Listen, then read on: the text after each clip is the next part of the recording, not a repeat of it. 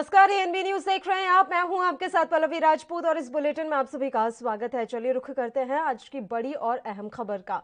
पश्चिम बंगाल में चौथे चरण के चुनाव से पहले बीजेपी ने तृणमूल कांग्रेस के चुनावी रणनीतिकार प्रशांत किशोर का एक ऑडियो लीक कर दिया, जिसमें वह क्लब हाउस ऐप पर चुनिंदा पत्रकारों से चर्चा करते हुए कह रहे हैं कि राज्य में मुख्यमंत्री ममता बनर्जी और प्रधानमंत्री नरेंद्र मोदी एक समान लोकप्रिय हैं। बीजेपी आईटी सेल के प्रमुख अमित मालवीय ने ऑडियो को ट्वीट किया है। प्रशांत किशोर यह भी कह रहे हैं कि राज्य में सत्ता विरोधी लहर है और 50 से अधिक हिंदू मोदी की वजह से बीजेपी को वोट करेंगे। हालांकि सोशल मीडिया पर यह ऑडियो वायरल होने के बाद प्रशांत किशोर ने कहा कि ऑडियो का चुनिंदा हिस्सा लीक करने के बजाय बीजेपी को पूरा ऑडियो डालना चाहिए। वायरल ऑडियो क्लिप पर प्रशांत किशोर की भी प्रतिक्रिया सामने आई है। उन्होंने कहा, यह खुशी की बात है कि बीजेपी के लोग मेरे क्लब हाउस चैट को अपने नेताओं के संबोधन से अधिक महत्व देते हैं। यह हमारे चैट का एक छोटा सा हिस्सा है। उनसे अपील है कि पूरा हिस्सा जारी करें। अमित मालवीय ने एक के बाद एक कुल 4 ट्वीट किए हैं। मालवीय ने लिखा कि क्लब हाउस की एक सार्वजनिक बातचीत में ममता बनर्जी के चुनावी रणनीतिकार का मानना है कि टीएमसी के आंतरिक सर्वेक्षणों में भी भाजपा जीत रही है। वोट मोदी के लिए है, ध्रुवीकरण एक वास्तविकता है। बंगाल के 27% आबादी मतुआ समुदाय बीजेपी के लिए वोट कर रही है। बीजेपी के पास जमीन पर कैडर है।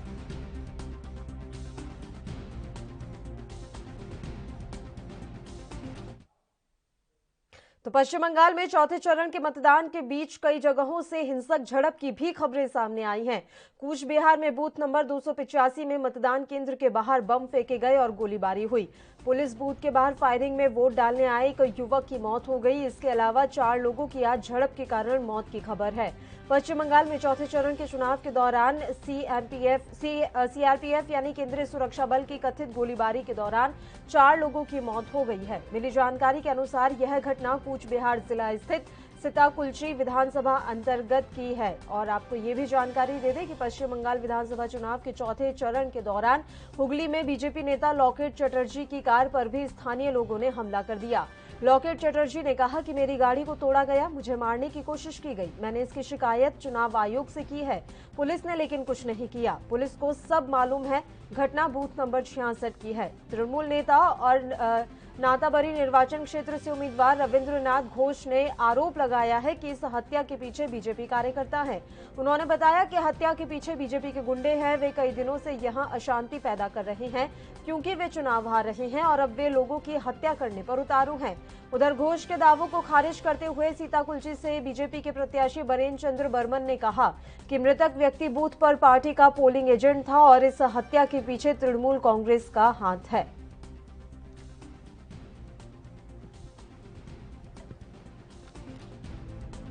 66 नंबर बूथ है मंडल में। बहुत सारा महिला छप्पा मार रहा था। मैंने पूछा, उनको हाथों में पकड़ लिया था। उन्होंने बोला कि आप वोटर है, आप वोट दिया है? नहीं, मैं इधर का वोटर नहीं। तो क्यों है इधर? मैंने उसका कार्ड देखा, कोविड मैनेजमेंट। झूठ कार्ड। कोविड मैनेजमेंट का कोई ऐसा नहीं है, नियम नहीं है जो ईवीएम के पास जाके किसी को बोलेंगे कि टीएमसी दबाओ। मैंने पकड़ लिया है, टीएमसी कैमरा में उसका छवि दिखा दिया है, उसका कार्ड भी दिखा दिया है। इधर सब लोग मुझे घेर लिया है, मीडिया लोग को घेर लिया है, गाड़ी तो तोड़ दिया, मुझे मारने का कोशिश किया, ईट भी छोड़ा। दीदी की হয়েছিল আপনি যদি একবার বলেন। मैम आपने इसी पे कंप्लेन किया है ma'am? Have you raised this? Complain किया है। किसी को कंप्लेन किया है मैम? पुलिस वहाँ पर मौजूद था। 66 पुलिस कुछ भी नहीं किया। पुलिस लोग कुछ भी नहीं किया। सब पुलिस को मालूम है, क्योंकि इतना सामने इतना ज्यादा लोग क्यों होगा? 100 मीटर तो नहीं है, इतना सामने बूथ के गेट के सामने इतना ज्यादा मुस्लिम लोग घेर लिया है कि अंदर में छप्पा वोट हो रहा है, बाहर में सब लोग खड़े हुए हैं। लॉकेट भी आएगा, उसको मालूम नहीं है। दीदी की হয়েছিল? तो लॉकेट चटर्जी को आपने सुना। साफ तौर पर वो कह रही हैं कि पुलिस को सब मालूम था, उसके बावजूद भी यहां मेरी हत्या करने की कोशिश की गई। पश्चिम बंगाल में चौथे चरण के मतदान के बीच कई जगहों से हिंसक झड़प की खबरें सामने आ रही हैं। कूच बिहार में बूथ नंबर 285 में मतदान केंद्र के बाहर बम फेंके गए और गोलीबारी हुई। पोलिंग बूथ के बाहर फायरिंग में वोट डालने आए एक युवक की मौत हो गई। इसके अलावा 4 लोगों की आज झड़प के कारण मौत की खबर है। पश्चिम बंगाल में चौथे चरण के दौरान सीएपीएफ यानी केंद्रीय केंद्रीय सुरक्षा बल की कथित गोलीबारी के दौरान 4 लोगों की मौत हो गई है। मिली जानकारी के अनुसार यह घटना कूच बिहार जिले स्थित सीताकुलची विधानसभा अंतर्गत माथाभंगा ब्लॉक के जोरपट्टी इलाके की है। उधर पश्चिम बंगाल विधानसभा चुनाव के चौथे चरण के दौरान हुगली में बीजेपी नेता लॉकेट चटर्जी की कार पर स्थानीय लोगों ने हमला किया। लॉकेट चटर्जी ने कहा कि मेरी गाड़ी को तोड़ा, मुझे मारने की कोशिश की, मैंने इसकी शिकायत चुनाव आयोग से की है। पुलिस ने कुछ नहीं किया है। पुलिस को सब मालूम था कि इस तरीके की घटना होने वाली है। घटना उन्होंने बूथ नंबर 66 की बताई है। तृणमूल नेता और नाताबारी निर्वाचन क्षेत्र से उम्मीदवार रविंद्रनाथ घोष ने 4 लोगों की मौत को लेकर आरोप लगाया है कि इस हत्या के पीछे बीजेपी कार्यकर्ता हैं। उन्होंने बताया कि हत्या के पीछे बीजेपी के गुंडे हैं। वे कई दिनों से यहां शांति पैदा कर रहे हैं क्योंकि वे चुनाव हार रहे हैं और अब वे लोगों की हत्या कर रहे हैं। घोष के दावों को खारिज करते हुए सीताकुलची से बीजेपी के प्रत्याशी बरेन चंद्र बर्मन ने कहा कि मृतक व्यक्ति बूथ पर पार्टी का पोलिंग एजेंट था और इस हत्या के पीछे तृणमूल कार्यकर्ताओं का हाथ है। वहीं दूसरी तरफ पश्चिम बंगाल में चौथे चरण के चुनाव से पहले बीजेपी ने तृणमूल कांग्रेस के चुनावी रणनीतिकार प्रशांत किशोर का भी एक ऑडियो लीक किया था, जिसमें वह क्लब हाउस ऐप पर चुनिंदा पत्रकारों से चर्चा करते हुए कह रहे हैं कि राज्य में मुख्यमंत्री ममता बनर्जी और प्रधानमंत्री नरेंद्र मोदी एक समान लोकप्रियता रखते हैं। बीजेपी आईटी सेल के प्रमुख अमित मालवीय ने ऑडियो ट्वीट किया है। प्रशांत किशोर ये भी कहते हुए इसमें सुनाई दे रहे हैं कि राज्य में सत्ता विरोधी लहर है और 50% से अधिक हिंदू मोदी की वजह से बीजेपी को वोट करेंगे। हालांकि सोशल मीडिया पर यह ऑडियो वायरल होने के बाद प्रशांत किशोर ने ऑडियो का चुनिंदा हिस्सा लीक करने के बजाय बीजेपी को पूरा ऑडियो डालने की बात कही है। वायरल ऑडियो पर प्रशांत किशोर की प्रतिक्रिया सामने आ रही है। उन्होंने कहा है कि यह खुशी की बात है कि बीजेपी के लोग मेरे क्लब हाउस चैट को अपने नेताओं के संबोधन से अधिक महत्व देते हैं। यह हमारे चैट का एक छोटा सा हिस्सा है।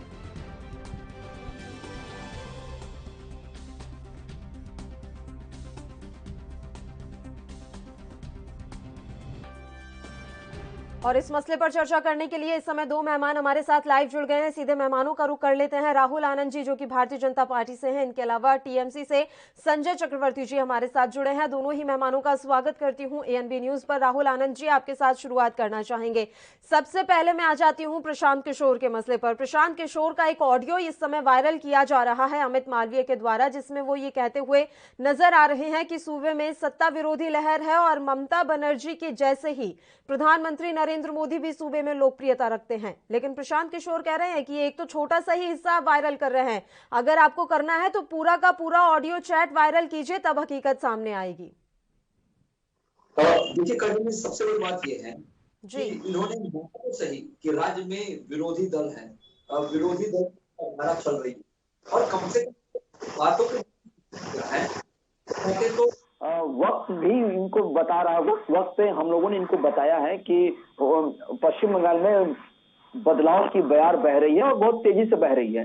और जिन्होंने जो ऑडियो की बात जो ये कर रहे हैं, तो उस ऑडियो में जो पूरी ऑडियो की जो ये बात कर रहे हैं, तो उसमें जो इन्होंने बोला है यही पूरी ऑडियो है। इसके बाद 4 ऑडियो और ट्वीट किए गए हैं, तो उन 4 ऑडियो में भी इन्होंने भारतीय जनता पार्टी का ही सपोर्ट किया है।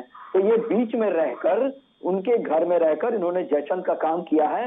और मैं आपको बता देता हूं कि जो लोकप्रियता की इन्होंने बात की है, तो ये बात सही है कि दोनों नेता लोकप्रियता रखते हैं, लेकिन मोदी जी पूरे विश्व में लोकप्रिय नेता हैं और उनके समर्थ में और उनके नेतृत्व में एनडीए की सरकार वहां बनने जा रही है।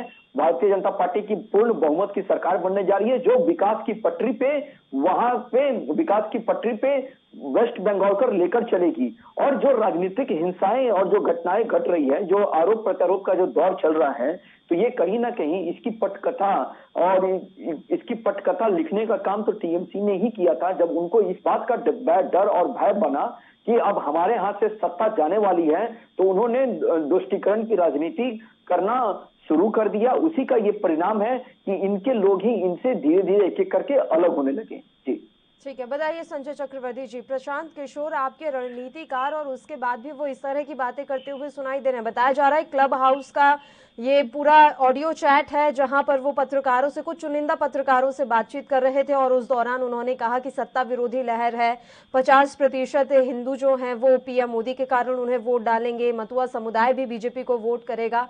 आपके रणनीतिकार डर गए हैं या फिर कोई और वजह है? पहली बात तो ये है कि जैसा कि आपने कहा कि प्रशांत भूषण ने चैलेंज किया है कि आप पूरा, प्रशांत किशोर जी ने चैलेंज किया है कि आप पूरा ऑडियो रिलीज करें, अपने चूज करके अपने हिसाब से जो गेम खेलना, ये गेम खेलना छोड़ दे, पूरा ऑडियो को रिलीज करें, आपको समझ में आ जाएगा और पूरे ऑडियो में कहा क्या है। दूसरी बात यह है कि राहुल आनंद जी को बड़ा बड़ा मुबारक हो कि इन्होंने कहा कि प्रधानमंत्री जी के नेतृत्व में जो है भाजपा की सरकार बनेगी, तो इसका मतलब यह है कि प्रधानमंत्री इस्तीफा देकर के अब मुख्यमंत्री बनने जा रहे हैं। पहले गुजरात में थे, अब बंगाल में बनने जा रहे हैं। तो बहुत बहुत शुभकामनाएं आपको कि उनका भी एक इस्तीफा आने वाला है। ठीक है। तीसरी चीज क्या है कि आप जिस तरीके से इनका जो गेम प्लान है, गेम प्लान बड़ी बुरी तरीके से फ्लॉप हो रहा है।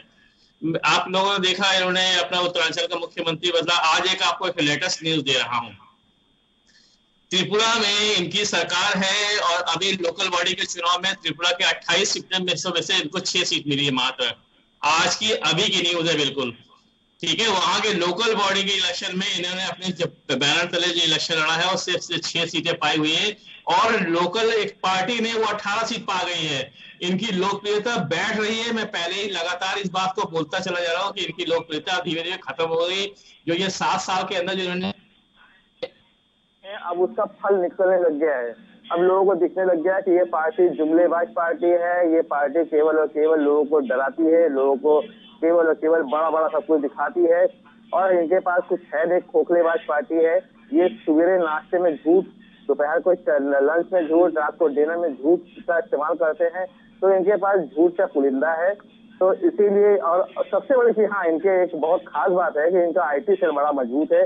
करोड़ों करोड़ों रुपए पानी की तरह IT सेल में बहाया जाता है, जो केवल और केवल ये जुमलेबाजी वाले जितने भी आपके ऑडियो वीडियो या आपने पोस्ट, आप सुबह व्हाट्सएप खोलिए तो सब जुमलेबाजी वाला का पोस्ट, फेसबुक देखिए, इंस्टाग्राम देखिए, ट्विटर देखिए, सब जुमलेबाजी इनका चलता रहता है। इनका IT सेल बड़ा मजबूत है, जहाँ पे हम लोग मार खाते हैं। हम हकीकत वाले काम करते हैं और हम लोग जमीनी हिस्से में काम करते हैं, लोगों के घरों पे, लोगों के दिलों पे राज करते हैं।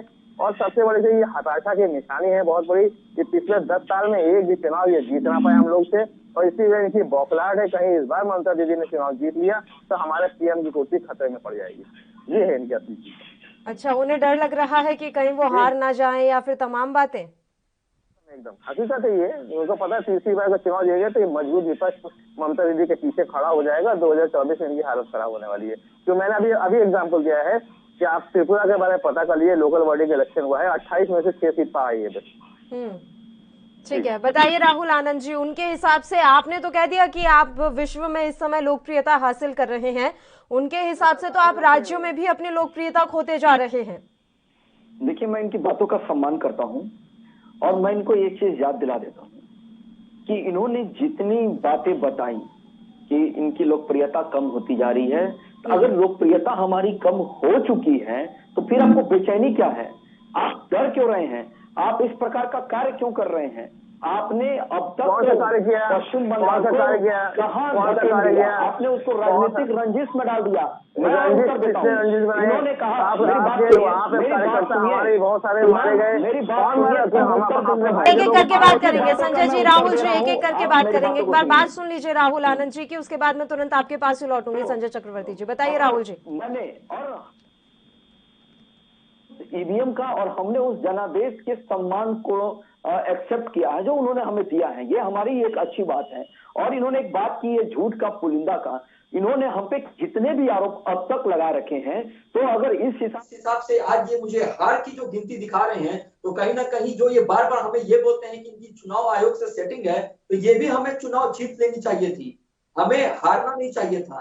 यहाँ पे ये दिखाता है ये एकदम निष्पक्षता है और ये सिर्फ और सिर्फ चुनाव आयोग ने को धन्यवाद देना चाहिए कि उन्होंने जो जनादेश को बंद किया उस EVM में, तो उसका हम सम्मान कर रहे हैं। ये बस हार का पिटारा दूसरे पे फोड़ रहे हैं। इन्होंने कहा IT सेल के माध्यम से, ये बात जरूर है कि IT सेल के माध्यम से आज हम घर घर हैं और ये IT सेल का ही देन है कि आज आप भी Facebook यूज कर रहे हैं, आज आपने भी अपने राज्य में जो कार्य करते हैं वो IT सेल के माध्यम से लोगों तक पहुंचाने का काम करते हैं, तो इसका श्रेय जरूर भारतीय जनता पार्टी को जाता है।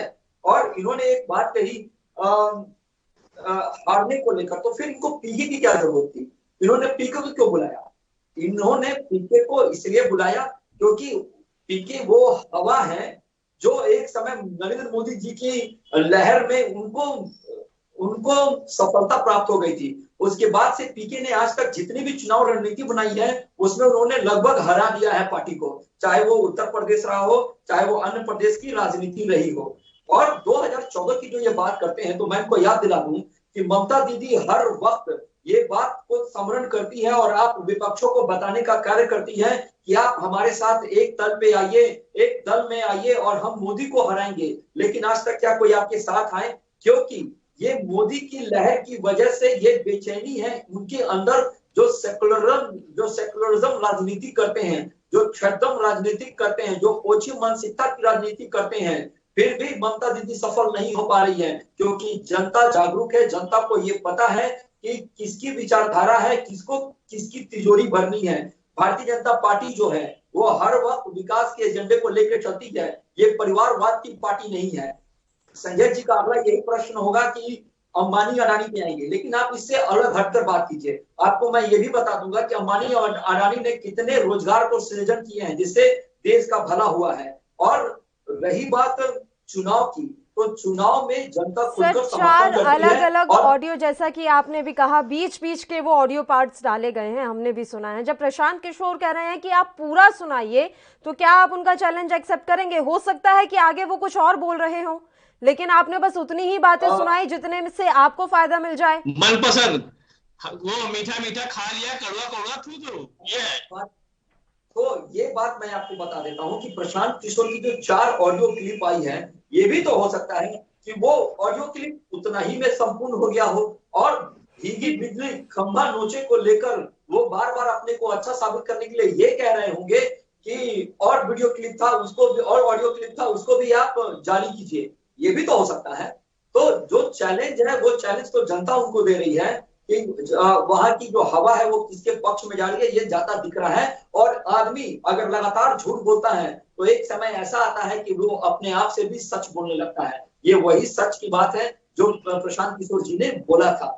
जी ठीक है संजय चक्रवर्ती जी, क्या प्रशांत किशोर की अंदर आत्मा जाग गई है? क्या अचानक से उन्हें ये आभास हो गया है कि मैं बहुत गलत कर रहा था और वाकई में प्रधानमंत्री इतने लोकप्रिय हैं कि अब वो तुरंत चुनाव जीत जाएंगे पश्चिम बंगाल में? मुझे तो लग रहा है कि मनमोहन देसाई की कोई पिक्चर देख करके आए हैं ये, तभी उसके बारे में बात कर रहे हैं कि मनमोहन देसाई की पिक्चर में ये होता था कि अंत में जो है 2 भाई मिल गए, सब ठीक ठाक हो गया, सब भला हो गया, वो सुधर गए। ये कहानी किससे मत करिए, वो भी राजनीतिक आदमी है, वो इतने बेवकूफ थोड़ी ना है कि उस तरह के बयान दे देंगे।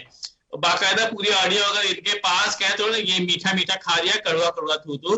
कभी भी कोई भी चीज अच्छी चीज होती, कोई बुरी चीज होती, उसके बारे में वो चर्चा जरूर करते हैं। तो उन्होंने कहा ये किसी जगह पे मोदी की तारीफ करते, उस ऑडियो को जोड़ लिया उन्होंने, जोड़ करके एक जो है एक भानुमति को कहीं से तीर निकाला, कहीं तुक्का निकाला, भानुमति का कुंबा बना दिया उसको, और एक उस ऑडियो को रिलीज कर दिया उसका। और कोई बात नहीं, मैं कहता हूँ, मैं चैलेंज करता हूँ आज यहीं बैठ करके, अगर इनके पास इतनी हिम्मत है तो पूरा का पूरा ऑडियो टेप ये रिलीज करके दिखा दें।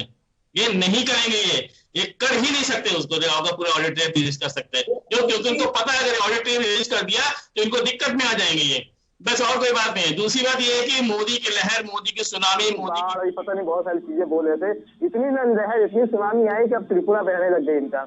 इनकी लहर उतनी तेजी से बह रही है कि अभी गुजरात में ये चुनाव हार गए, अभी लोकल बॉडी के इलेक्शन में गुजरात में हार गए। अभी मोदी जी की इतनी लहर थी कि दिल्ली के चुनाव में इनकी जमानत से जब्त हो गई।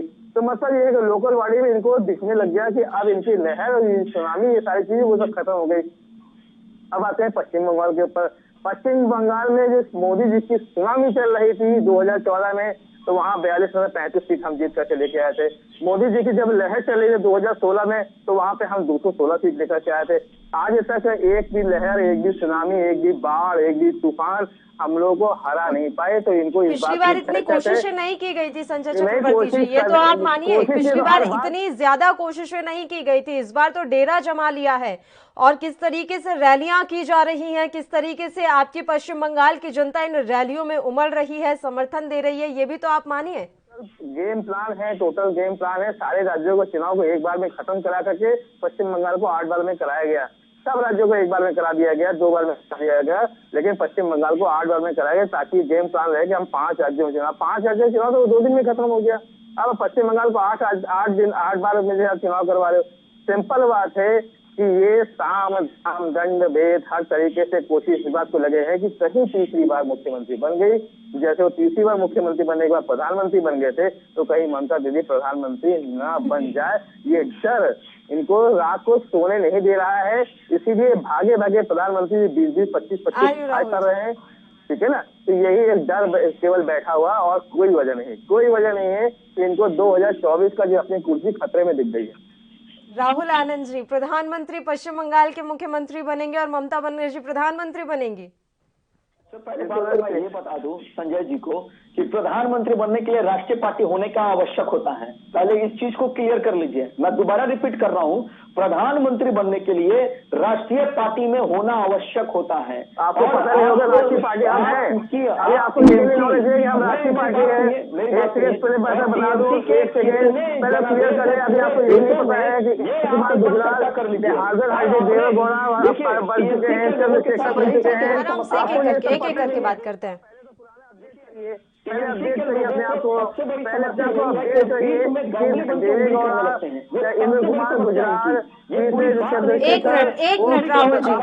राहुल जी, संजय जी एक बार बात कंप्लीट हो जाने दीजिए राहुल जी की। आपने अपनी बारी में बोला सर, अब उनकी बारी, एक बार उनकी भी सुन लीजिए, वो कुछ कहना चाह रहे हैं अभी। ठीक है सर, एक बार सुन लेते हैं, बताइए राहुल जी। हम ये राष्ट्रीय पार्टी है कि हमारे पार्टी के जो लोग हैं हर वक्त बीच में ही बोलना शुरू कर देते हैं। ये इनको बचना चाहिए, इन सब चीजों से बचना चाहिए। एक शिष्टाचार डिबेट जब होता है तो दोनों लोगों को सुनना चाहिए, तब बातों को रखना चाहिए। ममता दीदी पीएम बनेंगी, ये तब बनेंगी जब टीएमसी जैसी पार्टी पूरे देश में अपना परचम लहराएगी तब। अब तक ममता दीदी को तब बात सुनने को लोग तैयार नहीं है। ममता दीदी ने कितनी बार आह्वान किया है, एक बार कर्नाटका में किया था, उसके बाद भी एक बार प्रयास किया था, तीसरा प्रयास उन्होंने किया है सारे विरोधी दलों को चिट्ठी लिखकर कि आप आइए हमारे साथ एक मंच पे आइए। आज तक कोई तैयार नहीं हुआ इनके साथ। तो पहले ये आपस में तो सामंजस्य बैठा ले, तब 2024 का सपना देखें। और 2024 का सपना देखने के लिए ममता दीदी को अपने पार्टी को विलय करना पड़ेगा और कांग्रेस में जाके ज्वाइन करना पड़ेगा, तब भी सहमति बनेगी कि नहीं, ये बात उस वक्त पे निर्भर करती है। और इन्होंने एक बात बताई कि 16 से लेकर 20 तक के बातों का व्याख्यान कर दिया, तो इन्होंने एक चीज छोड़ दिया कि 2019 में हमने 18 सीटें जीती थी। ये एक जनादेश का बढ़ावा था हमारे तरफ। इसलिए अति महत्वाकांक्षी और घमंडी बोली बोलने से बचना चाहिए। जनता है, ये कभी आपको सत्ता पे बैठाएगी तो कभी आपको वहां से उतार भी देगी। मैं ये नहीं कहता कि हमारे लिए ये स्वर्ण अक्षर पे लिखा जा चुका है कि भारतीय जनता पार्टी ही केंद्र में स्थापित रहेगी, ऐसा नहीं है। सरकार भाजपा की रहे या गैर भाजपा सरकार बैठे, ये जनता के बटन दबाने के ऊपर निर्भर करता है कि वो किसको चुनना चाहती है। इसलिए ये जो आप हारने की जो बात कर रहे हैं, ये लोकतंत्र में हार और जीत यही होता है। कोई एक पार्टी जीतती है और वो सत्ता में आती है, लेकिन हमने कभी किसी को ब्लेम नहीं किया, हमने उस चीज को एक्सेप्ट किया। वो आज भी कर रहे हैं। आपने गुजरात गिनाया, महाराष्ट्र गिनाया, राजस्थान गिनाया, हर एक चीज गिनाया, लेकिन वहां जो जनता का आदेश था वो हमने एक्सेप्ट किया। हमने ये नहीं कहा कि ईवीएम में सेटिंग कर रखी गई थी। इन सब चीजों से बचना चाहिए हमें। अच्छे सकारात्मक भूमिका में आप अपने पार्टी की बातों को रखिए। और अभी मैं आपको इस चीज के लिए विश्वास दिला देता हूं कि 2 मई ममता दीदी गई, ये तय है। ठीक है, बताइए संजय जी। मुझे इनको अपनी पार्टी का इतिहास नहीं पता है।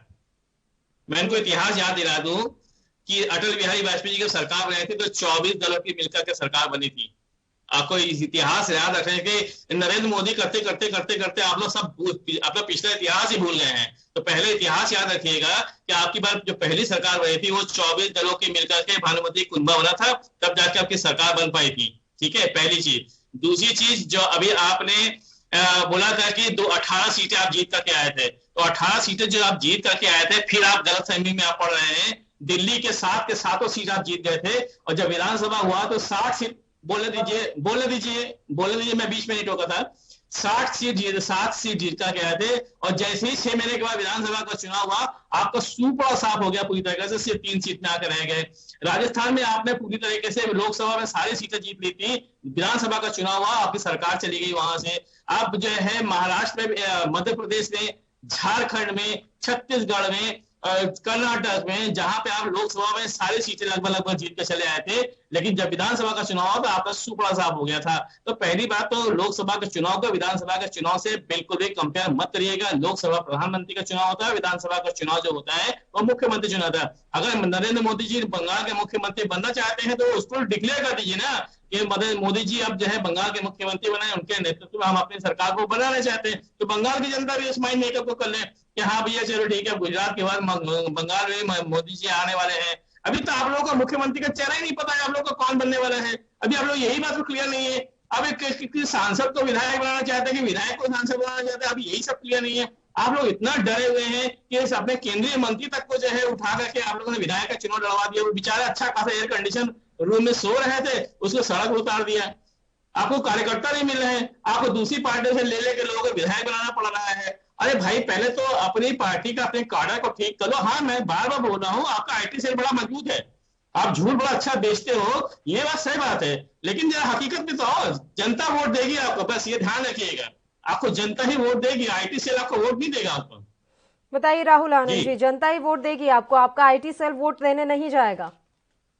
जनता ने हमें वोट दिया है, तब तो हम वेस्ट बंगाल में उतने आंकड़ों को पार कर सके हैं लोकसभा के चुनाव में। और ये जो बात कर रहे हैं विधानसभा की, ये बात इनकी सही है कि लोकसभा और विधानसभा बिल्कुल अलग होता है, लेकिन विचारधारा वही होती है, पार्टियों की विचारधारा वही होती है। आपकी पार्टियों की विचारधारा है तुष्टीकरण की राजनीति है, आप समय समय पे अपने आप को बदलते हैं।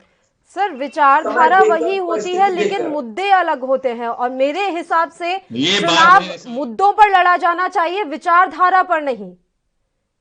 देखिए ये बात आपका कहना सही है, लेकिन अगर मेरी पार्टी की विचारधारा विकास की होगी तभी मुद्दे होंगे, विकास की होगी तब मुद्दे होंगे। और हमने मैनिफेस्टो में इन सारे मुद्दों पे चर्चा किया है, ये सारे हमारी विकास की एक एक करके वन बाय वन स्टेप पे चढ़ना है हमें। लेकिन जो जनादेश है वो जनादेश मोदी जी के पक्ष में बह रही है। ये बात इनके आईटी सेल जो चला रहे हैं पीके प्रशांत किशोर जी, वो भी इस बात को मानते हैं और इनको सच्चाई को एक्सेप्ट करना चाहिए। 2 मई का इंतजार कीजिए, दूध का दूध पानी का पानी हो जाएगा। और दिल्ली की जहां तक बात है तो दिल्ली में जो 7 सीटें हमें लोकसभा में मिली उसने हमें जनता ने दिए, लेकिन विधानसभा में जनता ने हमें मौका नहीं दिया सेवा करने का। हमने भी उस चीज को एक्सेप्ट किया, कम से कम चुनाव आयोग को और ईवीएम को कलंकित तो नहीं किया आपकी तरह। इन सब चीजों से आज तक कम से कम भारतीय जनता पार्टी बची हुई जरूर है। हाँ, आपने एक बात और कही कि अटल जी की जब सरकार बनी थी तो उस समय आपने 24 दल को मिलाया था, तो क्या अभी जो सरकार बनी है इसमें हमने दल को नहीं मिलाया है? हमारे साथ एनडीए में अन्य दल भी हैं, हमारे साथ हैं, क्या आप उनकी गिनती भूल गए? रही बात बहुमत की, अगर हम बहुमत में भी आए हैं तो क्या अपने दल के लोगों को हमने छोड़ दिया? नहीं छोड़ा। तो ये सब बातें नहीं कहनी चाहिए। जब हमारी जरूरत थी, जब हम युवा अवस्था में थे, जब बच्चे थे, तो हमें उंगली पकड़ के यहाँ की जनता ने ही चलाया। और ये सारी पार्टियां मिलकर हमें सरताजों पे बैठाई। ये जनता का सम्मान है और हम उनके उम्मीद पे और उनके विश्वास पे उतरे, उनको एक्सेप्ट करना चाहिए। और जहां तक आप केंद्रीय मंत्रियों के बारे में आपने कहा कि केंद्रीय मंत्री तक को आपको उतारना पड़ा, तो उन्होंने चुनाव लड़ने की इच्छा जाहिर की थी। अगर हमने उतारा तभी आपकी बेचैनी बढ़ी, आपने उन पे हमले करवाए। आप जो कहते हैं, आपने इसके पहले डिबेट में कहा था कि ममता दीदी पे हमले करवा दिए भारतीय जनता पार्टी के लोगों ने। ठीक, आज जो लॉकेट चटर्जी पे हुआ है तो उसपे तो किसी ने संवेदना प्रकट नहीं की। आपकी पार्टी के किसी एक लोग ने भी, एक नेता क्या, एक कार्यकर्ता ने भी संवेदना प्रकट नहीं की कि महिला भी इस प्रकार के घटना नहीं घटनी चाहिए। ये शर्म है, वो उस देश के लिए शर्मनाक है जिस देश में हमारा देश महिला सशक्तिकरण और देवियों की पूजा करता है। खास करके माँ काली की धरती पे अगर इस प्रकार की घटना घटती है तो ये बहुत ही शर्मनाक है। मैं आता हूँ, आपने जो कहा कि आप, मुझे पता है आप यही कहेंगे कि मुख्यमंत्री पे भी आपने हमला करवा दिया, लेकिन आपको मैं बता दूं उनकी सुरक्षा घेरा किस प्रकार की होती है। आप उस वीडियो को देखिए, उस वीडियो में आपको 1 बाय 1 दिखेगा कि किस प्रकार से मीडिया की उपलब्धि को लेने का प्रयास ममता दीदी कर रही थी। मैं इस चीज को जरूर मानता हूँ कि राजनीति का कारण वो हमारी प्रतिद्वंदी है, लेकिन मैं उनका सम्मान भी करता हूँ। 2 मई का इंतजार कीजिए, क्या होने वाला है ये क्लियर हो जाएगा आपको।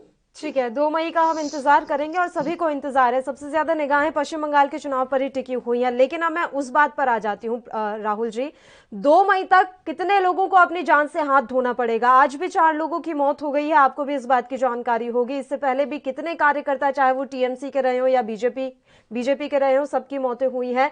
2 मई तक इस चुनाव में कितने लोगों की जान चली जाएगी? और क्या विधानसभा का ये चुनाव सिर्फ खूनी खेल है? क्या यही खेला हो रहा है वहां पर? देखिए, ममता दीदी ने जो एक बात कही थी स्टेज से, खेला हो गए, तो ममता दीदी ने जो 10 साल में जो खेला किया था, उसी का ये जीता जाता परिणाम है। उन्होंने जो शासन किया था, उसमें अपने लोगों को जो इन्होंने मनोबल बढ़ाया था, जो गुंडों को उन्होंने मनोबल बढ़ाया था, जो एक्शन लेना चाहिए था ममता दीदी को, वो एक्शन नहीं ली। चलो, प्रचार करने तो हम अभी गए थे, लेकिन इसके पहले की अगर राजनीति देख ली जाए, उसमें ममता दीदी ने क्या किया था। पश्चिम बंगाल में राजनीतिक हिंसा एक बहुत बड़ी चिंता का विषय है, और जिन लोगों की मौतें हुई हैं उनके लिए मैं गहरी संवेदना प्रकट करता हूँ। ये नहीं होनी चाहिए, क्योंकि रक्त रंजिश में जो आज चुनाव बदल गए हैं, तो इससे कहीं ना कहीं लोकतंत्र कलंकित होता है, और इससे दोनों पार्टियों को आरोप प्रत्यारोप से बचना चाहिए। लेकिन वहां की जो सुरक्षा व्यवस्था है, वहां की जो पुलिस की व्यवस्था है, वहां की जो केंद्र की व्यवस्था है, ये दोनों में अब तक तो सामंजस्य ही नहीं ठीक से बैठ पा रहा है। अगर केंद्र के लोग बचाव करते हैं तो पुलिसकर्मी मुख्य दर्शक रहते हैं। ये एक चिंता का विषय है जिसे ठीक करना होगा। मैं ये बात जरूर कहता हूं कि आज तक जितनी मौतें हुई हैं, आप अगर आंकड़े निकाल कर देखेंगे तो सबसे ज्यादा बीजेपी के लोग मरे हैं। ये एक गहरी संवेदना है, इसलिए वहां पे बदलाव बहुत जरूरी है, और ये इस बार होने वाली है। और जब बदलाव होगा तब ही जाकर जो रक्तपान वहां की धरती ने कर रखा है वो धुलेगी, और वहां पे एक अर्जुन कृष्ण भगवान रथ चलाएंगे अर्जुन की तरह, लक्ष्य को भेद कर वहां पे विचार की धारा को प्रज्वलित की जाएगी। जो विचार की धारा आज वहां चल रही है वो एंटी विचारधारा चल रही है, जिसमें लोगों को डराया जा रहा है। जो लोगों को डराने की बात कर रहे थे संजय जी, आप बताइए, हमने तो लोगों को बाहर निकाला है, उनके लोगों ने उनको डराया है। जिस प्रकार के बम तो आज भी चले हैं, बम पहले भी चले हैं। ये जो बम चले थे, कितने लोग एक्सपोज हो गए इनके। आपने बीजेपी की किसी लोगों को पकड़ कर दिया है क्या? लेकिन टीएमसी के लोगों तो पकड़ाए हैं, उनपे तो लिखित कंप्लेन तक की गई है। आप क्यों नहीं एक्शन लेते हैं? अगर आपके में कहीं कोई कमियां हैं तो आप उसको एक्सेप्ट कीजिए। अगर हमें भी कमी होगी तो हम भी एक्सेप्ट करेंगे। एक्सेप्ट करने से निखार आती है और सरकार को चलाने में पारदर्शिता आती है। जी ठीक है, संजय चक्रवर्ती जी, आपका रुख करना चाहूंगी। सर, कानून व्यवस्था तो आपके ही हाथ में थी, क्या हुआ है पश्चिम बंगाल में? इतनी ज्यादा कानून व्यवस्था कैसे ध्वस्त हो गई? और वहां सिर्फ गुंडों का बोलबाला है, कभी भी कहीं भी किसी को मार देते हैं, कहीं पर भी हमला हो जाता है। आज लॉकेट चटर्जी पर हमला हुआ, ना सिर्फ लॉकेट चटर्जी पर, वहां जितनी भी मीडिया की गाड़ी थी उनमें भी तोड़फोड़ की गई है। कौन जिम्मेदार है इसके लिए? इसके लिए चुनाव आयोग जिम्मेदार है। कानून व्यवस्था चुनाव आयोग के हाथ में है, इसमें हम लोग क्या कर सकते हैं? ठीक है ना, पहली चीज। दूसरी बात ये है कि पहली बात तो ये है कि मैंने अभी बोला कि ये बोल रहे हैं कि अब कानून व्यवस्था इनके हाथ में आएगी। पहली बात तो इस बात का जवाब दे देंगे कि अभी जो त्रिपुरा की घटना है उसके बारे में ये क्या बताएंगे। कितना इन्होंने कानून व्यवस्था वहां पर ठीक कर लिया, कहाँ पे कितना विकास कर लिया कि वहां पे इनके हार शुरू हो गए। पहले 3 साल के अंदर ही त्रिपुरा में हारना शुरू कर दिया। सरकार चलाना और ढकोसलेबाजी करने में बड़ा फर्क होता है। ये ऐसा नहीं है ना कि बीजेपी कहीं और सरकार नहीं चला रही और टीएमसी सारे राज्यों में राज कर रही है। ये बात तो आप भी बेहतर तरीके से जानते हैं। कितने राज्यों में भारतीय जनता पार्टी की सरकार है। कि उत्तरांचल में जो है इनको 4 साल के अंदर मुख्यमंत्री बदलना पड़ गया।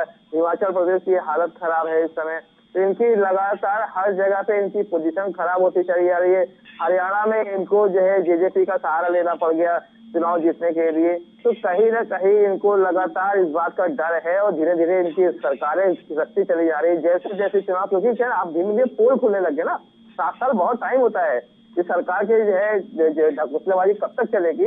अब धीरे धीरे इनका पोल खुलने लग गया है कि ये केवल एक जुमलेबाज पार्टी है, क्योंकि शुरू से बोला जा रहा था। सब विपक्ष बोल रहे थे तो लोग समझ नहीं पा रहे थे। तो उनको जो है, क्योंकि इन्होंने वो काम किया है जिनका इतिहास में इनका नाम लिखा जाएगा इन्होंने वो काम करके दिखाया जो अंग्रेज ना कर पाए। अंग्रेजों ने फूट डालो राज चलो का काम सोचा था, उसके शासन में 200 साल चला ले गए, लेकिन तब भी हिंदुओं मुसलमानों को बांट नहीं पाए, लेकिन उन्होंने 7 साल में बांट दिया।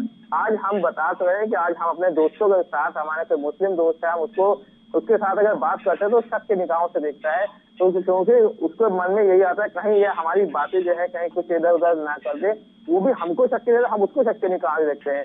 अब कहीं खान पान में हम लोग को शक नहीं, क्योंकि इतनी ज्यादा इन लोगों ने इस चीज को वायरल कर रखा है अपने जो है आईसीसी के थ्रू, जिसकी वजह से हम समाज बढ़ चुका है इस तरीके से। और अभी आप जिस तरह की बयानबाजी कर रहे हैं ना संजय चक्रवर्ती जी, इससे जरूर समाज बढ़ जाएगा। आप नेशनल टेलीविजन पर बैठकर जिस तरह का डर का माहौल यहाँ पर पैदा कर रहे हैं वो ठीक है, मेरे भी कई दोस्त हैं सर, पर हमारे साथ ऐसा माहौल नहीं है। पता नहीं है आपके कौन से ऐसे दोस्त होते हैं जिनको इतना डर लगता है हिंदुओं से।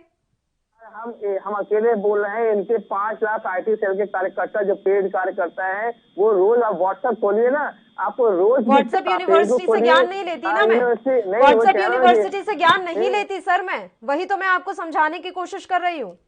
लेकिन लोग लेते हैं, लोगों के दिमाग में उस तरह से जहर भरता चला जा रहा है कि इस बारे में बात होती है। पहले जहां पे गुड मॉर्निंग और गुड आफ्टरनून के मैसेज आते थे, आजकल केवल हिंदू मुसलमान के मैसेज आने लग गए हैं, केवल वही सारे मैसेज आते हैं मेरे पास, क्योंकि मैं भी कम से कम 70-72 व्हाट्सएप ग्रुप में जुड़ा हुआ हूँ, फेसबुक पे हूँ, सब जगह पे हूँ, सब जगह वही एक ही जैसी बात है, एक ही जैसी बात है। अरे भैया धर्म ठीक है, सही बात है, लेकिन इसको सार्वजनिक करें, इसको मंदिर बनाने के आपको मंच को मंदिर बना देते हैं आप लोग, क्यों करते हैं आप ये लोग?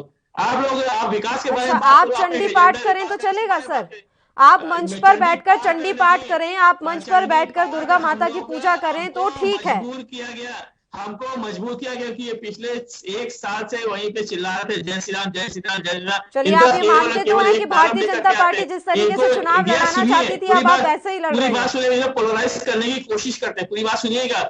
यहाँ तक कि कहा कि ये बांग्लादेश से पैदा हुए, यहाँ तक कहा ये पाकिस्तान, इनके पिताजी पाकिस्तान है, इनका नाम मेरुनिसा है। दुनिया जहाँ की जो व्हाट्सएप यूनिवर्सिटी के थ्रू या इनकी जो मैसेज चलाते हैं ना, ये सारी चीजों को जवाब देने के लिए बताया गया कि हाँ हम बनर्जी हैं, हम कान्यकुल जो गोत्र है, कान्यकुल जो ब्राह्मण है, शांडिल्य गोत्र है, सब इनको बताना पड़ा। इनको पब्लिक को बताना भी तो जरूरी है, वरना तो एक तरफा पब्लिक सुनेगी तो हम लोग हमारे लिए तो मुसीबत हो जाएगी। बताइए राहुल आनंद जी, बड़ा आरोप यहाँ पर लग रहा है, आपने डर का माहौल पैदा कर दिया है। वो कह रहे हैं कि मेरे दोस्त अब डरते हैं मुझसे, जो मुस्लिम दोस्त हैं, कि पता नहीं क्या बात करेंगे, पता नहीं क्या खिला देंगे, तमाम बातें। देखिए, जो बात संजय चक्रवर्ती जी ने अभी कही है डर के माहौल के बारे में, ये सुनकर मुझे बड़ा ही तकलीफ हुआ है। तकलीफ इसलिए हुआ है क्योंकि ये हिंदू मुसलमान की जो बात होती है और जो डर का माहौल बनाकर जो ये लोग वोट लेते हैं, यही इनकी असली राजनीति करने का तरीका है। मैं हिंदू धर्म से आता हूँ, मैं सनातन धर्म से आता हूँ, तो सनातन धर्म में मुझे सम्मान सिखाया गया है हर धर्म के लिए। शायद इसलिए मैं चर्च का भी सम्मान करता हूँ, मुसलमान का भी सम्मान करता हूँ, अन्य धर्म का भी सम्मान करता हूँ, क्योंकि अगर जब मैं अपने धर्म का सम्मान करूंगा तभी अन्य धर्म का भी सम्मान करूंगा। ये बात मैं भी कह रहा हूँ, ये बात गांधी जी ने भी लिखा था 1940-42 के दशक में, पंडित जवाहरलाल नेहरू जी को भी लिखा था। लेकिन ये जो डर की जो माहौल है, ये इनकी ओछी मानसिकता को दिखाता है। आप मुझे बताइए, मेरे भी दोस्त हैं, क्या भारतीय जनता पार्टी को मुस्लिम ने वोट नहीं दिया है? अगर ये मैं कहूंगा, ये भारतीय जनता पार्टी कहेगी, तो ये कलंकित करने वाला बात है। आप सही बातों को रखिए अपने सामने, आप बोलिए, आपको वोट मांगना चाहिए, लेकिन आपके वोट मांगने का तरीका अलग होना चाहिए। आप अगर इस तरीके से वोट मांगेंगे तो आप सच में डर बना रहे हैं, आप सच में डर बना रहे हैं सर। आप नहीं जाकर ये गलत है। और बीजेपी अगर हिंदू बनी है तो हिंदू ही बनती है, वो कहीं जाकर अगर के बारे में नहीं कहती है। इस विचार प्रधानमंत्री ने बोला कि नहीं, प्रधानमंत्री ने बोला कि नहीं, ये कहना आपको प्रधानमंत्री ने बोला कि नहीं, गलत है। अगर आपको मेरी बात सुनिए, अगर आपको लगता है कि आपके पास व्हाट्सएप ग्रुप में इस प्रकार के मैसेज आते हैं, तो आप सबसे पहले उस व्हाट्सएप ग्रुप से बाहर होइए, आप बिल्कुल होइए उस ग्रुप से बाहर, क्योंकि बहुत सारे लोग ऐसे होते हैं जो एंटी नेशनल का काम करते हैं, वही इस प्रकार के ग्रुप को चलाते हैं। मैं भी हूं भारतीय जनता पार्टी का प्रवक्ता, लेकिन मैं इन ग्रुपों से बिल्कुल दूर रहता हूं। ना मैं हिंदू के फेवर में कुछ बात करता हूं, ना मुस्लिम के खिलाफ कभी कुछ कहता हूं, क्योंकि जो सही है वो हमारे देश के नागरिक हैं। हमारा भारत धर्मनिरपेक्ष देश है, इसमें आप किसी को नहीं निकाल सकते हैं। आपको सारे धर्मों का सम्मान करना होगा, लेकिन ये हिंदू मुसलमान कर हिंदू बनकर आप किसको डरा रहे हैं? आप खुद हिंदू हैं, हिंदू बनकर आप क्यों कलंकित कर रहे हैं अपने आप को? क्यों कलंकित कर रहे हैं? ये गलत है, ये बिल्कुल गलत है आपका। इस तरह के बयान देने से आप बचिए, चाहे वो मुसलमान हो। यही सब बातें बोलकर आप उन मुसलमानों को कट्टरवाद की तरफ धकेलते हैं, ये गलत है। इसको आपको गलत मानना चाहिए। इससे पूरा देश देख रहा है आपको, आपकी बातों को सुन रहा है। आप अपने समाज में और आप अपने पार्टी के माध्यम से लोगों में वर्चस्व भी रखते होंगे। आप अगर इस बात की बातें बोलेंगे तो लोगों के दिमाग में क्या जाएगा? अगर कोई आपकी बातों को सुनकर वोट डालने जाएगा तो उसके दिमाग में क्या जाएगा? आप इस तरह की बातें करते हैं, इस तरह की बातें बिल्कुल ना करें। मेरा आपसे हाथ जोड़कर निवेदन है, ये बातें बिल्कुल नहीं होनी चाहिए। हमारे अंदर हिंदू हो या मुसलमान हो या अन्य धर्म के लोग हो, उसी से हमारे देश का निर्माण हुआ है और यही हमारी देश की प्रथा है और हमारी देश की पहचान है। इसे लिखना चाहिए स्वर्ण अक्षर पे। इसके बारे में क्यों नहीं बोलते हैं? बताइए संजय चक्रवर्ती जी कुछ कहना चाह रहे हैं। राहुल जी सुन लेते हैं उनकी बात भी। बताइए संजय चक्रवर्ती। मुझे लगता है राहुल आनंद जी प्रधानमंत्री से बड़े नेता है, शायद मेरे ख्याल से या तो वो समझने लग गए हैं या उनको बना दिया गया प्रधानमंत्री। अभी प्रधानमंत्री जी ने 3 दिन पहले ही जो है कहा था, अगर मैं कहूँ कि हिंदू सारे मुझको वोट दे तो आप जो है चुनाव आयोग से नोटिस आएगा। उन्होंने हिंदू क्यों कहा, क्यों बोला वो हिंदू? या आप उनको अभी प्रशांत किशोर ने भी तो कहा सर, अभी प्रशांत किशोर का ऑडियो वायरल हो रहा है, उसमें वो भी तो कह रहे हैं सर। आपने टोका नहीं उनको, मुझको भी मत टोकिएगा। पहली चीज सवाल पूछूंगी, गलत बोलेंगे तो सवाल पूछूंगी, मेरा काम है ये। कहा या नहीं कहा, हाँ या नहीं बोलिए। मैं वही बोल रही हूँ सर, अगर प्रधानमंत्री ने कहा तो फिर प्रशांत किशोर ने भी तो कहा। प्रशांत किशोर कुछ नहीं है हमारी पार्टी के, हम कुछ नहीं मानते हैं उनको। प्रधानमंत्री एक रेस्पेक्टेड पद में है या नहीं है, पहले हाँ बताइए। उनका एक इंटरनेशनल छवि है या नहीं है? लेकिन क्या वो अगर मंच में खड़े होकर के वो नाक को सीधी ना पकड़ घुमा के अगर पकड़ रहे हैं तो क्या राहुल आनंद जी उसका ये खंडन करेंगे? खंडन करिए खंडन यहाँ पे कि प्रधानमंत्री ने ये बात नहीं कही। उनको नहीं कहना चाहिए था कि हिंदू जो है सारे हिंदू, अगर मैं कहूँ कि अगर सारे हिंदू उनको वो मुझे वोट करे, क्यों कहा इन्होंने इस बात को लेकर के? उन्होंने डायरेक्ट मैसेज पहुंचा दिया, उनको ये मैसेज पहुंचाना था। उन्होंने केवल और केवल ममता दीदी का आड़ लेकर के वो मैसेज को उन्होंने डिलीवर कर दिया और चुनाव आयोग ने कुछ नहीं किया। कोई उनके ऊपर एक्शन नहीं दिया कि आखिर आपने वो बात कही क्यों। आप प्रधानमंत्री हिंदू के तो प्रधानमंत्री नहीं, आप भाजपा के नेता की तरह बात कर रहे हो। आपको नहीं कहना चाहिए था। आप बहुत बड़े पद पे हो, आपकी एक छवि इंटरनेशनल में है, पूरे दुनिया में आपकी भाषा सुनी आती है। ममता दीदी को पूरी दुनिया में नहीं सुनी आती है, प्रधानमंत्री जी को सुनी आती है, प्रशांत भूषण को तो नहीं सुनी आती है, बंगाल के लोग सुनते हैं उनको। लेकिन प्रधानमंत्री की भाषा पूरे दुनिया में सुनी जाती है, उनको पूरा दुनिया फॉलो करती है। तो उनकी भाषा में अगर वो इस बात को कहते हैं कि हमको हिंदू, अगर मैं कहूँ कि अगर हिंदू तो मेरे पास चुनाव को नोटिस है, लेकिन उन्होंने जो कहना था वो बात उन्होंने डिलीवर कर दी। आप कहते हो कि हिंदू मुसलमान, तो फिर आप अपने परिवार प्रधानमंत्री जी, हमारे जो प्रधानमंत्री जी है उनकी भाषा को पहले खंडन करिए कि उन्होंने गलत कहा। फिर मैं कहूँगा कि हाँ भैया क्या चलो व्हाट्सएप के मैं बाहर क्यों हूँ, जब भाई मैं समाज में रहता हूँ तो समाज के हर चीज को मुझे फॉलो करना पड़ेगा, देखना पड़ेगा। बाहर होकर के भागने से हम अगर घर के अंदर दो के घर के अंदर बैठ जाएं और बाहर से दुनिया को ना देखें तो हमसे बड़ा बेवकूफ कोई नहीं। हम तो खरगोश वाली बात होगी, अपना सर छुपा लिया जमीन के अंदर और शरीर बाहर निकाल दिया और कहेंगे अब तो मुझे दुनिया दिख नहीं रही है और मुझे कोई भी आके मार के चला जाएगा। तो हमें जब समाज में रहना है तो हर चीज को फॉलो करना पड़ेगा, चाहे उसकी अच्छाई हो चाहे बुराई हो, हर चीज से हमें नजर रखनी पड़ेगी और वही नजर हमें रखना पड़ता है। हम उसको देख रहे हैं, सच्चाई को हम जो है उगल सकते ना निगल नहीं सकते हैं।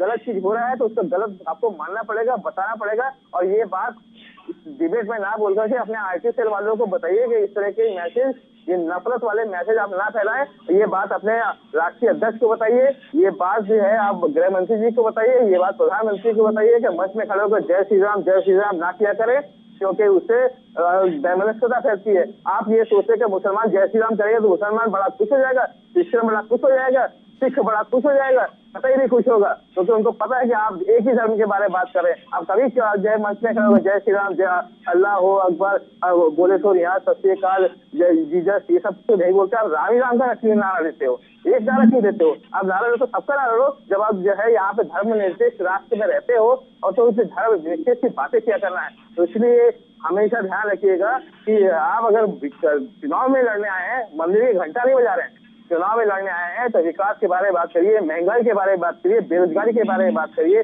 आप जो है इस समय जिस तरह के संकट आप लोगों ने रोजगार का पैदा कर दिया है उसके बारे में बात करिए। इसके बारे में कोई नहीं बात करेगा, क्यों? क्योंकि इसके बात करेंगे तो इनकी जो और भी जो वोट कटने होंगे वो भी नहीं मिलने वाले होंगे। ये कभी नहीं बात करेंगे सब चीजों को लेकर के। जी ठीक है, बताइए राहुल आनंद जी, आखिरी प्रतिक्रिया चाहूंगी आपसे इसकी, और समय की कमी है इसलिए सर जल्दी से आप अपनी आखिरी प्रतिक्रिया दीजिए, बताइए। कि राम और रहमान में बहुत ज्यादा अंतर नहीं है, क्योंकि राम से रहमान भी बनता है, रहमान से राम भी बनता है। और दूसरी बात है कि जो जय श्री, मेरी बात को होने दीजिए, मेरी बात को होने दीजिए। और जो जय श्री राम है, मैं हिंदू धर्म से आता हूं, मैं बार बार चीजों कहता हूं, मैं सनातन धर्म से आता हूं, मैं सनातन की ही बात करता हूं, क्योंकि हर कोई अपने धर्म को लेकर सशक्त होता है। हमने आपकी तरह कभी नहीं कहा कि आप जब मंच पे खड़े होते हैं तो अपने आप को सेकुलरिज्म बनाते हैं और हम पे सांप्रदायिकता का आरोप हर वक्त लगाते हैं आप।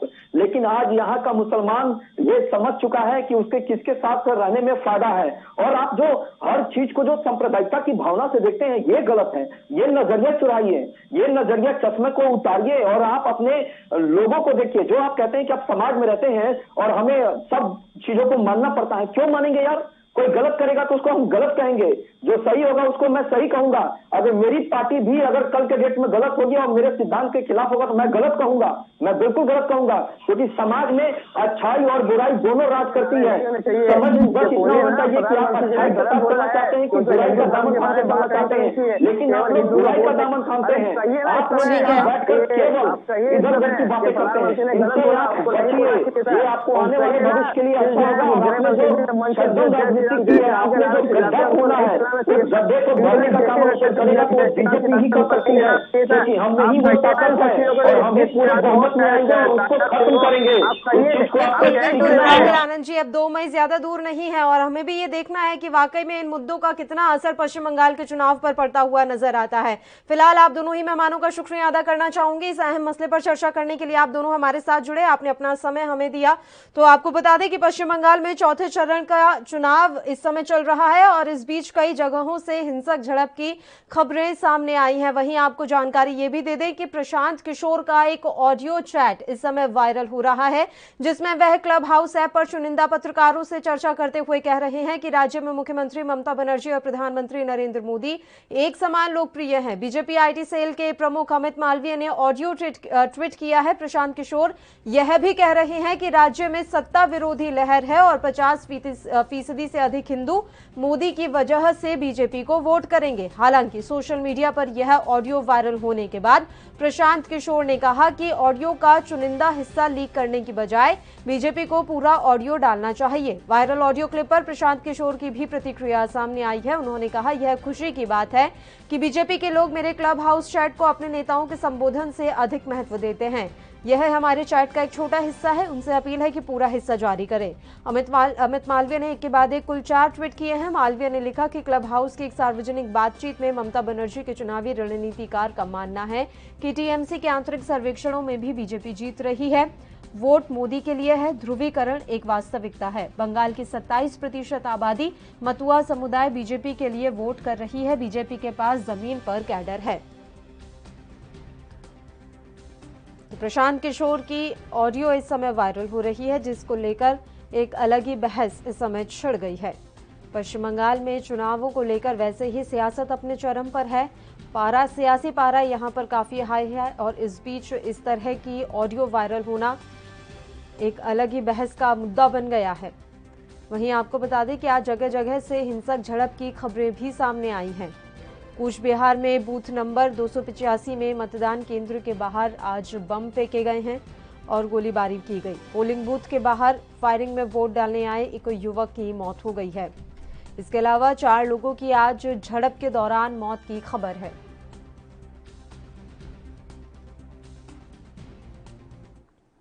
और इस मसले पर चर्चा करने के लिए राजनीतिक विश्लेषक आरबी उपाध्याय जी इस समय लाइव हमारे साथ जुड़ गए हैं। आरबी उपाध्याय जी, स्वागत करती हूं आपका एएनबी न्यूज पर। सबसे पहले मैं प्रतिक्रिया चाहूंगी सर, तृणमूल कांग्रेस के चुनावी रणनीतिकार प्रशांत किशोर का एक ऑडियो चैट इस समय वायरल हो रहा है, जिसमें वो ये कहते हुए सुनाई दे रहे हैं कि 50% से अधिक हिंदू मतदाता बीजेपी को वोट डालेंगे, क्योंकि वहां पर ममता बनर्जी के समान ही पीएम मोदी की लोकप्रियता है। आपकी प्रतिक्रिया, उनका जो ये ऑडियो वायरल हो रहा है, क्या आप इससे इत्तेफाक रखते हैं? क्या वाकई में हिंदू और मतुआ समुदाय बीजेपी के पीएम मोदी के नाम पर वोट डालेगा?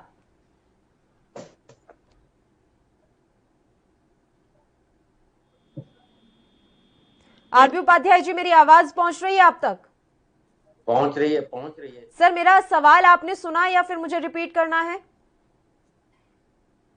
मेरे से प्रश्न था, देखिए मथुरा समाज और हिंदू, बीजेपी की कोशिश वही है जी। और जो पूरा इलेक्शन है आप देखेंगे कि बिल्कुल हिंदुत्व के ऊपर, राष्ट्र के ऊपर है। और ममता दीदी ने उसमें सॉफ्ट हिंदुत्व के तहत एक कोशिश उन्होंने की कि भी किसी भी तरीके से जो हिंदू वोट है वो उनको मिले, लेकिन जो तुष्टीकरण की राजनीति अब तक होती रही है और जो वहां का निवासी है, हिंदू है या मथुआ समुदाय के लोग हैं, जिस तरीके से उन्हें उम्मीद थी कि भी टीएमसी उनके लिए या उनकी नागरिकता के लिए कुछ कर रही, तो वो कहीं ना कहीं हताश और निराश है। और तुष्टीकरण की राजनीति जो अब तक होती रही, उसका भी विपरीत प्रभाव जो हिंदू वोटर है उसके ऊपर पड़ा है। और उसी का परिणाम है कि बीजेपी पूरी तरह से आश्वस्त है कि माननीय प्रधानमंत्री में विश्वास और जो एक विचारधारा का प्रश्न आता है कि देखिए बीजेपी क्लियर स्टैंड लेती है कि भी वो हिंदुत्व की पार्टी है और सार्वजनिक मंच से भी उन्हें कहने में कोई गुरेज नहीं होता है। जबकि बाकी पॉलिटिकल पार्टियों को आप देखेंगे तो वो दो नावों में पैर रख के चलने की कोशिश करते हैं कि भी हिंदू, ठीक है, हिंदू वोट है वो भी मिले, लेकिन मुस्लिम वोट कहीं अगर हम हिंदू की या हिंदुत्व की बात करें तो वो छिटक न जाए। तो इसलिए हिंदुत्व की बात तो करना चाहते हैं लेकिन दबे मन से, और इसीलिए उन्हें वो परहेज करते हैं भाई मंदिर जाने में, हिंदू की बात करने में। जबकि बीजेपी का आप देखेंगे कि पूरे देश में, सिर्फ मैं वहीं की बात नहीं करूंगा, बंगाल की बात नहीं करूंगा, जहां जहां बीजेपी इलेक्शन लड़ रही है जी, उसका एजेंडा बड़ा क्लियर है कि भी ठीक है, सबका साथ सबका विकास उनका नारा है, विकास की बात करते हैं, लेकिन उनका जो फोकस है वो कहीं ना कहीं वही रहता है कि भी किसी भी तरीके से इलेक्शन भी हिंदू मुस्लिम हो जाए और हिंदू हमें वोट करे जी। और देखिए हिंदू समुदाय के लोग बहुसंख्यक हैं, तो बहुसंख्यक को आप इग्नोर करके जो विपक्षी पार्टियां हैं, जो अन्य पार्टियां हैं, वो सोच रहे हैं कि भी सत्ता में आ जाए, तो वो संभव नहीं है। अब उसके लिए वो तरह तरह से कि भी ईवीएम में खराबी है या इसका ये है, कहते हैं दोष मढ़ने की कोशिश करते हैं। वो ये आकलन नहीं करते हैं कि भी जो हम तुष्टीकरण की राजनीति करते हैं, जिस तरीके से हम हिंदू और हिंदुत्व से दूरी बना के रखते हैं, तो पहले मुद्दा नहीं था, लेकिन अब हिंदू भी एकजुट हुआ है, ध्रुवीकरण हुआ है और वो हिंदुत्व के नाम पर वोट करता है।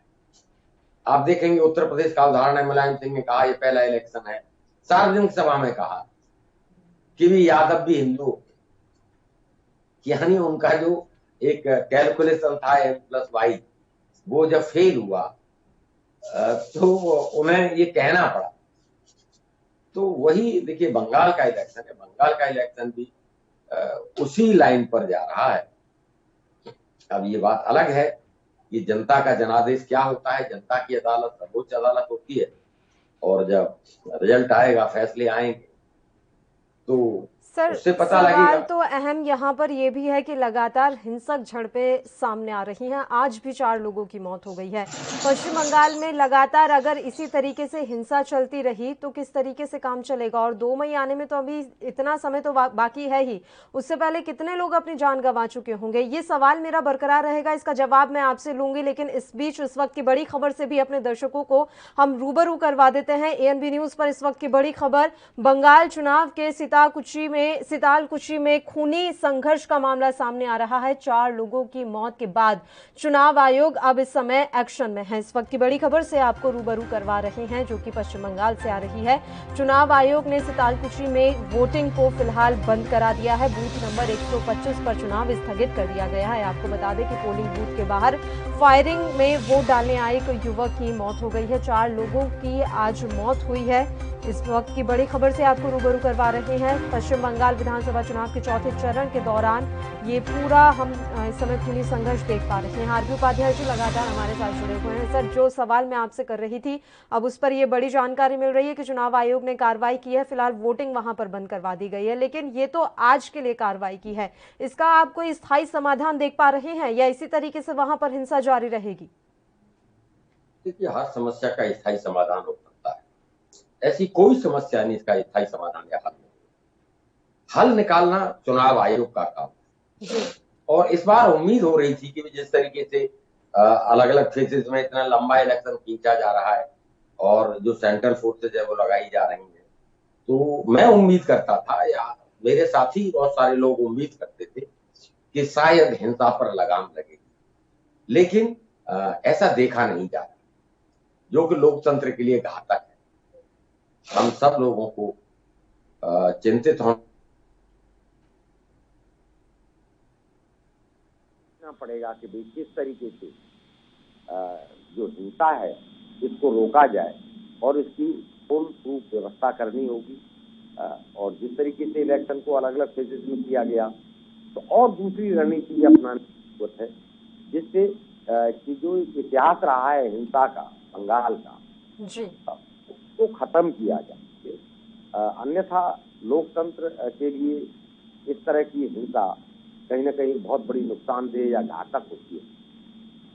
तो फिर से मैं वही कहूंगा, और हमारे जो दर्शक हैं, जो देख रहे हैं, उनसे भी गुजारिश करूंगा कि देखिए, जो कार्यकर्ता है छोटे लेवल को एक दूसरे का खून का प्यासा हो जाता है एक पॉलिटिकल पार्टी के लिए, एक विचारधारा के लिए, तो ये ठीक नहीं है। विचारधारा आप देखेंगे कि जो बड़े बड़े लीडर हैं, वो जो कार्यकर्ता है वो ये नहीं सीख पाता कि ममता दीदी भी कपड़े भेंट करती हैं मोदी जी को और मोदी जी दीदी कहते हैं, और वहां कार्यकर्ता आपस में खून का प्यासा हो जाता है। बिल्कुल। और कार्यकर्ताओं का खून बह जाता है। तो जो भी पॉलिटिकल पार्टी है, जिस भी विचारधारा को आप, ठीक है, मैं बिल्कुल उसमें सर, नहीं जाऊंगा। राजनीति में हिंसा की जगह नहीं होनी चाहिए और किसी विचारधारा के पीछे कम से कम खून के प्यासे हम ना हो, इतनी इंसानियत बची रहे, ये काफी जरूरी है। शुक्रिया आरपी उपाध्याय जी, आप हमारे साथ जुड़े तमाम चर्चा करने के लिए। तो आपको बता दें कि पश्चिम बंगाल में आज खूनी संघर्ष में 4 लोगों की मौत हो गई है। इसके अलावा प्रशांत किशोर का एक ऑडियो वायरल हो रहा है, जिसने इस समय पश्चिम बंगाल की सियासत में एक नई बहस छेड़ दी है। इसी के साथ इस बुलेटिन में इतना ही। मुझे दीजिए इजाजत। देश प्रदेश की तमाम ताजा खबरों के लिए आप बने रहिए हमारे साथ। नमस्कार।